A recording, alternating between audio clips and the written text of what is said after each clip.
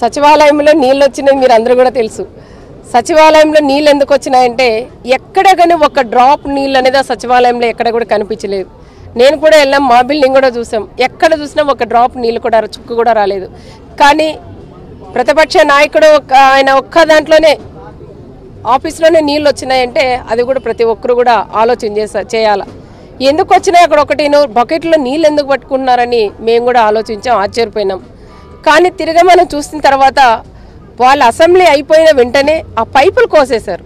వాళ్ళు ఎంత దుర్మార్గంలో ఒక్కసారి ప్రతి ఒక్కరు కూడా గమనించాలి. మన రాష్ట్రం కష్టాల్లో ఉండి ఇబ్బందుల్లో ఉన్నా కూడా చంద్రబాబు నాయుడు గారు బయట డబ్బులు తీసుకొచ్చి అక్కడ మనకు సచివాలయం మన చంద్రన్న మనకు కట్టిస్తే కనీసం మనకు ఉండడానికి ఒక మీటింగ్ పెట్టుకోవడానికి కూడా ఒక హాల్ లేదు. అలాంటప్పుడు సార్ కూడా ఆ పని చేయిస్తే ఒక సంవత్సరం తిరగనే ఆ సచివాలయం కట్టించారు. కానీ ఎక్కడ కూడా నీళ్ళు రాలేదు, అసెంబ్లీలో రాలేదు, కౌన్సిల్లో రాలేదు, సీఎం గారు ఆఫీసులో రాలేదు, మా ఆఫీసుల్లో కూడా ఎక్కడా రాలేదు, ఆఫీసుల్లో కూడా ఎక్కడా రాలేదు. కేవలం ప్రతిపక్ష నాయకుడు ఒక్క దాంట్లోనే నీళ్ళు వచ్చినాయి. అంటే దానికి కారణం ప్రతిపక్ష నాయకుడు జగన్మోహన్ రెడ్డి.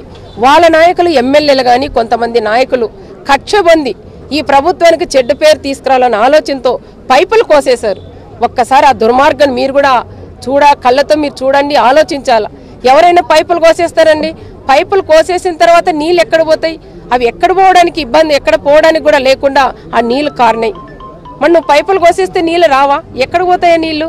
ఒకసారి ఆయన ఇంట్లో కూడా పైపులు కోసేస్తే ఆ నీళ్లు ఎక్కడన్నా బయటకు పోతాయా, వాళ్ళ ఇంట్లో నీళ్లు కారుతాయనే విషయం కూడా జగన్మోహన్ రెడ్డి కూడా టెస్ట్ చేసి చూడాలని కూడా హెచ్చరిస్తున్నాం.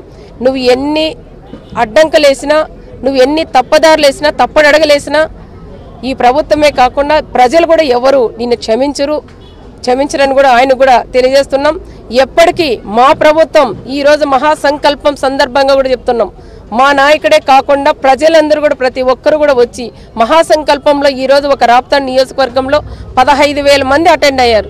అదేవిధంగా టౌన్లో కానీ చంద్రబాబు నాయుడు దగ్గర ప్రతి దగ్గర కూడా మహాసంకల్పం చాలా ఘనంగా కూడా చేసాం మేము. ఈరోజు ప్రతిపక్ష నాయకుడు అనుకుంటాడు ఇవన్నీ కూడా చూపిస్తే చంద్రబాబు నాయుడు గారికి డిపాజిట్ రాదని. మా నాయకుడు చంద్రబాబు నాయుడు గారికి ఇప్పుడే చెప్తున్నాం, నువ్వు ఎన్ని పైపులు కోసేసినా, ఎన్ని సోపాలు కోసేసినా, ఏది చేసినా కూడా నువ్వు అక్కడే ఉంటావని జగన్మోహన్ రెడ్డికి చెప్తున్నాం.